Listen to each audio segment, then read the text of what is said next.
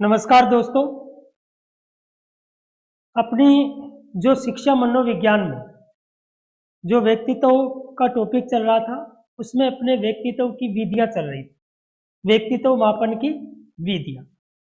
और मैंने आपको बताया था कि जो व्यक्तित्व मापन की जो विधियां हैं वो दो प्रकार की होती है। एक प्रक्षेपी विधियां होती है और दूसरी अप्रक्षेपी विधियां। प्रक्षेपी विधियों के बारे में अपनी जो क्लासें चल रही थी उसमें हमने दो प्रक्षेपी विधियों के बारे में अध्ययन कर लिया है। आज जो अपनी प्रक्षेपी विधि है वो है TAT। कौन सी प्रक्षेपी विधि है? TAT, जिसको हम हिंदी में बोलते हैं प्रासंगिक अंतर्बोध परीक्षण। क्या कहा जाता है अभी? प्रासंगिक अंतर्बोध परीक्षण कहा जाता है। इंग्लिश में जिसको कहें तो कहा जाता है थीमेटिक अपरसेप्शन टेस्ट। क्या कहा जाता है? Thematic apperception test. तो थीमेटिक में पहला वर्ण क्या है? T, अपरसेप्शन में क्या है? A और टेस्ट में क्या है? T। तो इनके पहले पहले वर्ण लेकर इसका शॉर्ट नेम क्या हुआ? TAT। तो TAT जो है या हम कहें प्रासंगिक अंतर्बोध परीक्षण, थीमेटिक अपरसेप्शन परीक्षण जो होता है वो कौन सी विधि है, यानी ये व्यक्तित्व की कौन सी विधि है आपसे पूछे तो ये एक प्रक्षेपी विधि है। कौन सी विधि है? प्रक्षेपी विधि है। यदि इस विधि के उपनाम की हम बात करें, किसकी बात करें? यदि हम इसके उपनाम देखें तो उपनाम देखें तो इसको कहा जाता है प्रौढ़ बोध परीक्षण। क्या कहा जाता है? प्रौढ़ बोध परीक्षण कहा जाता है। इसे अंतश्चेतना भी परीक्षण भी कहा जाता है। क्या कहा जाता है? अंतश्चेतना भी परीक्षण कहा जाता है। इसे विषय आत्मबोध परीक्षण भी कहते हैं।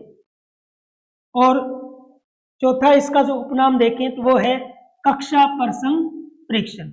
ये इसके उपनाम है, यानी इनके उपनाम भी पूछे जा सकते हैं। प्रौढ़ बोध परीक्षण, अंतश्चेतना भी परीक्षण, विषय आत्मबोध परीक्षण और कक्षा प्रसंग परीक्षण। इस विधि की यदि हम रचना की बात करें, प्रश्न पूछा जा सकता है कि इस विधि की रचना किसने की थी? तो इस विधि की रचना जो की थी वो 1935 में अच्छे मुर्रे ने की थी। किसने की? अभी 1935 में। सन पूछे तो कब? 1935 में। और रचना किसने की? अभी अच्छे मुर्रे ने की। रचना किसने की है? अच्छे मुर्रे ने इसकी रचना की है। और 1938 में, कब? 1938 में इस विधि में क्या हुआ? संशोधन हुआ। तो इस विधि में जब 1938 में संशोधन किया गया तो उस समय इसमें मुर्रे का साथ देने वाले कौन से विद्वान थे? भी मॉर्गन। कौन से थे? मॉर्गन जो थे ये इनके साथ थे जब 1938 में इसका संशोधन किया। तभी इस विधि की रचना के बारे में कहा जाता है कि इस विधि की रचना की है वो मॉर्गन मुर्रे ने की। किसने की? अभी मॉर्गन मुर्रे। तो दोनों नाम आते हैं इसमें, मॉर्गन मुर्रे। यदि इस रचना की बात देखें, दिखाई दे रहा है क्या? मॉर्गन मुर्रे में मॉर्गन, चलो देखो रचना की बात करें तो किसने की? अभी मॉर्गन मुर्रे ने। तो मुर्रे ने इसकी रचना 1935 में की थी, लेकिन 1938 में जब इसमें संशोधन किया गया तो इसके साथ कौन से विद्वान आ गए? मॉर्गन भी इसके साथ आ गए। तो मॉर्गन के साथ मिलकर 1938 में जब इसका संशोधन किया गया तब इन दोनों का नाम आता है इसमें प्रासंगिक अंतर्बोध परीक्षण में दोनों का नाम आता है। तो प्रश्न पूछे इसकी रचना किसने की है? तो मॉर्गन मुर्रे ने की है। इसकी रचना किसने की? अभी मॉर्गन मुर्रे ने की है। अब इस व्यक्तित्व मापन की जो ये विधि है, ये जो टेस्ट है, इसके बारे में हम पढ़ते हैं कि ये टेस्ट क्या है। तो सबसे पहले हम देखें कि इस परीक्षण में क्या होते हैं। कुल 31 कार्ड होते हैं। क्या होते हैं? इस परीक्षण में कुल 31 कार्ड होते हैं। आपसे प्रश्न पूछा जा सकता है कि प्रासंगिक अंतर्बोध परीक्षण में कुल कितने कार्ड होते हैं? तो कुल कितने कार्ड होते हैं? भी 31 कार्ड होते हैं।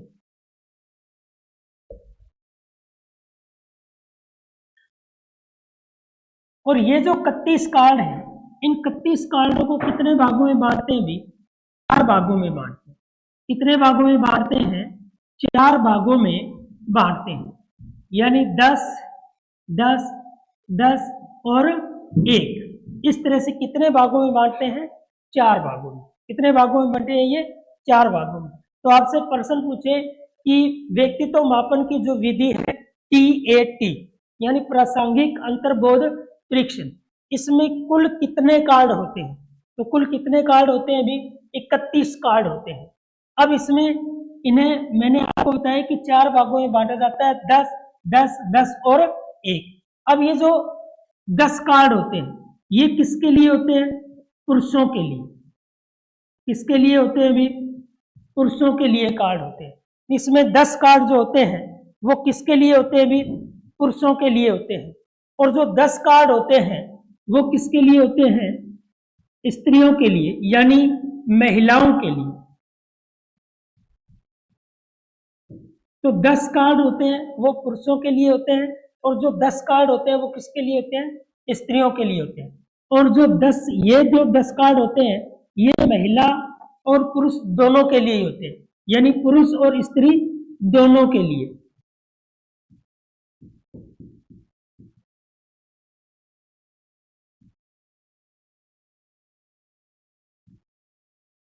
तो पुरुषों और स्त्रियों दोनों के लिए होते हैं, ये दोनों के लिए होते हैं। तो आपसे प्रश्न पूछे जा सकते हैं कि पुरुषों के लिए इसमें कितने कार्ड होते हैं? पुरुषों के लिए, यानी केवल पुरुषों के लिए इसमें कितने कार्ड होते हैं भी? 10 कार्ड। और केवल स्त्रियों के लिए कितने कार्ड होते हैं? 10 कार्ड होते हैं। और दोनों के लिए, यानी स्त्री और पुरुष दोनों के लिए कुल कितने कार्ड होते हैं? तो दोनों के लिए कुल 10 कार्ड होते हैं। इस तरह से 10 और 10 और 10 कितने हो गए भी? 30। 10 पुरुषों के लिए, 10 महिलाओं के लिए, और 10 पुरुष और महिलाओं दोनों के लिए। इस तरह से यहां तक कुल कितने हो गए? 30। फिर ये जो एक कार्ड होता है, ये अंतिम जो एक कार्ड होता है, ये क्या होता है भी? ये सादा कार्ड होता है। ये क्या होता है?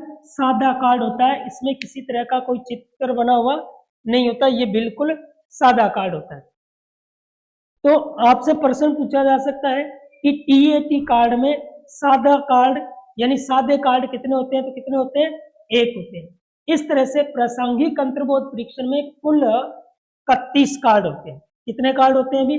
31 कार्ड होते हैं, जिसमें एक कार्ड क्या होता है? सादा कार्ड होता है। अब हम देखें कि इनमें, इस विधि में, TAT विधि में किसी व्यक्ति का यदि हम व्यक्तित्व मापना चाहते हैं, किसी व्यक्ति के व्यक्तित्व का यदि हम मापन करते हैं, तो वो परीक्षण किस तरह से होता है? किस तरह से इसमें परीक्षण होता है? तो देखें, सबसे पहले तो हम देखें कि ये जो विधि है ये 14 वर्ष से अधिक आयु के बालक के लिए होती है। ये जो विधि है प्रासंगिक अंतर्बोध परीक्षण जो होती है, ये विधि 14 वर्ष से अधिक बालकों के लिए उपयोगी होती है। 14 वर्ष से अधिक आयु के बालकों के लिए ये विधि विशेष उपयोगी होती है। तो इस तरह से हम देखें तो इसमें हम परीक्षण करते हैं किस तरह से? इसमें परीक्षण किस तरह से किया जाता है? तो इसमें यानी जिस व्यक्ति के व्यक्तित्व को मापना होता है, जिस व्यक्ति के व्यक्तित्व को मापना होता है, उसकी आयु के अनुसार हम क्या करते हैं? कार्डों का प्रयोग करते हैं। यानी कुल कितने कार्ड होते हैं?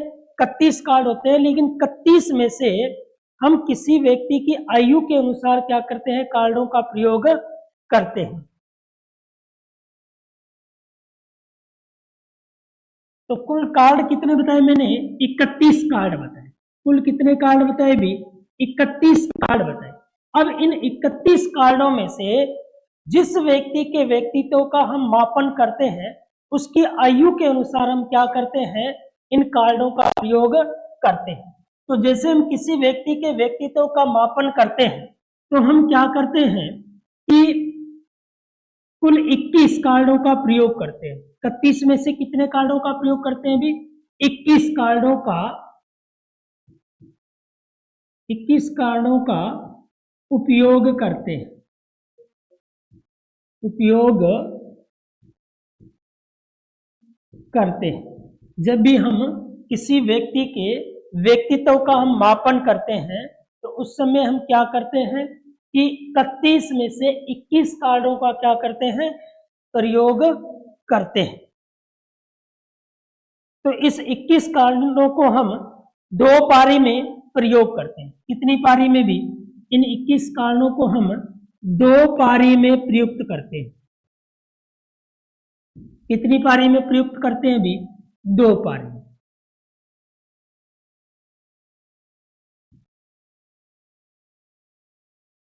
तो इन 21 कार्डों को हम 2 पारी में प्रयुक्त करते हैं। तो इसमें हम देखें तो पहली पारी में 10 कार्ड और दूसरी पारी में 10 कार्ड का प्रयोग करते हैं। तो पहली पारी में ये कौन सी पारी हो गई? पहली पारी में कितने कार्डों का प्रयोग होता है? भी इसमें 10 कार्डों का। और दूसरी पारी में भी कितने कार्डों का प्रयोग होता है? भी 10 कार्डों का। इस तरह से कितनी पारी हो गई? 2 पारी। आपसे प्रश्न पूछे कि टीएटी जो परीक्षण है, थीमेटिक परसेप्शन जो टेस्ट है, इसमें पहली पारी में कितने कार्डों का प्रयोग किया जाता है? 10 का। और दूसरी पारी में कितने कार्डों का प्रयोग किया जाता है? भी 10 कार्डों का प्रयोग किया जाता है। और अब हम क्या करते हैं कि इन कार्डों का प्रयोग करने के बाद, यानी ये कार्ड उस व्यक्ति को दिखाने के बाद अंतिम में उसको कौन सा कार्ड दिया जाता है? भी एक सादा कार्ड दिया जाता है, ठीक है ना। यानी सबसे अंत में उसको क्या दिया जाता है? सादा कार्ड दिया जाता है। तो सबसे अंत में कौन सा कार्ड देते हैं? भी सादा कार्ड देते हैं। सबसे अंत में कौन सा कार्ड देते हैं? सादा कार्ड देते हैं। अब इसमें उस व्यक्ति के व्यक्तित्व का मापन होगा कैसे? यानी व्यक्तित्व का मापन किस तरह से हो रहा है? तो देखिए इसमें क्या होता है कि जो कार्ड होते हैं उनमें कुछ तस्वीरें बनी होती है। क्या बनी होती है? कुछ चित्र बने होते हैं। जैसे मान लो किसी कार्ड में चित्र बना हुआ है कि बहुत से व्यक्तियों की भीड़ लगी हुई है। बहुत से व्यक्तियों की क्या लगी हुई है? भीड़ लगी हुई है। और उस चित्र में जो भीड़ है, उस भीड़ को देखकर जिस व्यक्ति का हम व्यक्तित्व का मापन कर रहे हैं, वो व्यक्ति क्या करेगा? उस भीड़ को देखकर अपने अंदर जो भावना उठ रही है, अपने अंदर, यानी उस चित्र को देखकर उस व्यक्ति के अंदर जो भावना उठी, उस भावना को वो किस में लिखेगा? जो सादा कार्ड है, जो हमारे पास कौन सा कार्ड है? सादा कार्ड है, उस कार्ड में वो लिखेगा। तो जैसी उसकी भावना है, जैसे उसने सोचा है, वैसा ही क्या लिखेगा? उस सादे कार्ड में लिखेगा। जैसे कोई ये सोचेगा कि इतने व्यक्ति इकट्ठे हुए हैं, तो हो सकता है यहाँ कोई किसी तरह का झगड़ा हो। क्या हो? झगड़ा हो। तो इस बात को, यानी इस तथ्य को देखकर, जैसे उसने ये लिख दिया कि यहाँ कोई झगड़ा हो रहा है, तो इस बात को देखकर हम ये अंदाजा लगाएंगे, हम ये सोचेंगे कि इस व्यक्ति का जो व्यक्तित्व है वो कैसा है? एक झगड़ालू है। कैसा है? झगड़ालू है। या कोई ऐसा व्यक्ति भी हो सकता है जो ये सोचे कि यहाँ कोई समस्या है, यानी कोई समस्या हो सकती है और उस समस्या को हल करने के लिए ये सारे लोग हैं यहाँ इकट्ठे हुए हैं। शायद किसी का सहयोग करने, किसी की सहायता करने के लिए ये सारे लोग इकट्ठे हुए हैं। तो ऐसा वो लिखेगा। तो ऐसा देखकर, यानी ऐसी सोच देखकर, ऐसे उनके विचार देखकर हम ये अंदाजा लगाएंगे कि ऐसी सोच जिस व्यक्ति की है उसका व्यक्तित्व कैसा होगा? एक समाज सेवी होगा। क्या होगा? समाज सेवी। यानी वो समाज सेवा करने वाला व्यक्ति है। और यदि कोई ऐसा सोचे कि शायद वो ऐसा सोचे कि यहाँ कोई बीमार व्यक्ति है और उस बीमार व्यक्ति को देखने के लिए ये यहाँ भीड़ इकट्ठी हुई है, उस बीमार व्यक्ति को देखने के लिए क्या हुई है, यहाँ भीड़ इकट्ठी हुई है। तो इससे यह पता लगा सकते हैं कि जैसे उसने ऐसा सोचा कि किसी बीमार व्यक्ति को देखने के लिए ये भीड़ है वो इकट्ठी हुई है, तो इससे हम कह सकते हैं कि इस प्रकार के व्यक्ति वाला व्यक्ति तो क्या है, किसी रोग से, किसी बीमारी से क्या है, ग्रस्त है। तो इस तरह से इस प्रासंगिक अंतर्बोध परीक्षण में किसी व्यक्ति के व्यक्तित्व का क्या किया जाता है, मापन किया जाता है। बहुत ही सरल सी विधि है ये। तो मुख्य प्रश्न इसमें से यही पूछे जा सकते हैं कि प्रासंगिक अंतर्बोध परीक्षण है, इसके उपनाम क्या क्या है। तो प्रौढ़बोध परीक्षण है क्योंकि 14 वर्ष से अधिक वर्ष के बालकों का इसमें क्या होता है, परीक्षण होता है, इनके लिए ये उपयोगी होती है। इन्हें अंतश्चेतना भी परीक्षण कहते हैं, इसे विषय आत्मबोध परीक्षण भी कहते हैं और इसे कक्षा प्रसंग परीक्षण भी कहते हैं। इसमें क्योंकि इसमें 14 वर्ष से अधिक वर्ष के बालकों का परीक्षण क्यों होता है, इसमें इसके लिए क्यों विशेष है, ये क्यों महत्वपूर्ण है, क्योंकि देखो 14 वर्ष से अधिक वर्ष का जो बालक है, 14 वर्ष से अधिक आयु का जो बालक है, वो क्या होता है कि वो तर्क दे सकता है, उसमें तार्किक बुद्धि होती है। इस वजह से हम देखें तो वो किसी चित्र को देखकर क्या दे सकता है, अपने तर्क दे सकता है। तो इसलिए ये 14 वर्ष से अधिक वर्ष के बालकों के लिए क्या है, उपयोगी है। इसे अंतश्चेतना भी परीक्षण कहा जाता है। क्या कहा जाता है, अंतश्चेतना परीक्षण भी कहा जाता है। इसे विषय आत्मबोध परीक्षण भी कहा जाता है और इसे कक्षा प्रसंग परीक्षण भी कहा जाता है। अंतश्चेतना भी यानी उसके अंदर की जो चेतना होती है वो बाहर निकलती है, तो अंतश्चेतना भी विषय आत्मबोध यानी किसी विषय को देखकर उसके अंदर के जो बोध है, अंदर का जो ज्ञान है वो जागृत होता है। इसकी रचना पूछे तो किसने की थी, मुर्रे ने की थी 1935 में, लेकिन 1938 में मॉर्गन के साथ मिलकर इसका संशोधन किया था।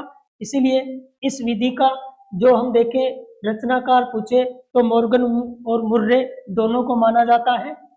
और इसमें कुल कार्डों की संख्या बहुत ही महत्वपूर्ण है, ये बहुत ही महत्वपूर्ण है। आपसे पूछे कि कुल कार्डों की संख्या कितनी होती है तो 31 होती है।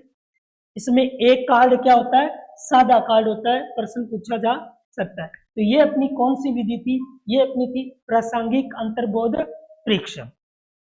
कौन सी विधि थी भी, प्रासंगिक अंतर्बोध परीक्षण थी। उसके बाद हम आगे की क्लास में अपनी जो एक ही विधि रही है वो हम आगे की क्लास में लेके आएंगे। तब तक के लिए सभी का धन्यवाद। राम राम।